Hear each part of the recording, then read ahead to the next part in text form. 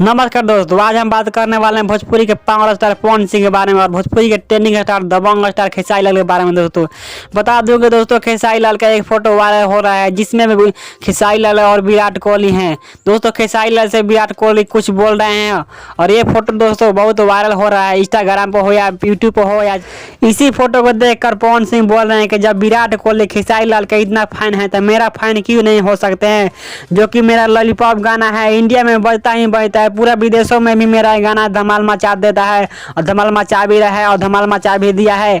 और तब मेरा फैन क्यों नहीं हो सकते हैं। दोस्तों विराट कोहली और खेसारी लाल एक दूसरे के अपने अपने फैन हैं।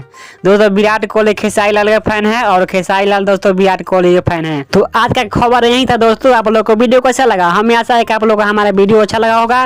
तो इसी तरह भोजपुरी खबर जानने के लिए हमारे यूट्यूब चैनल को सब्सक्राइब कीजिए और बेल आइकन को दबाना ना भूले, क्योंकि आने वाला वीडियो सबसे पहले आपके पास आता रहेगा।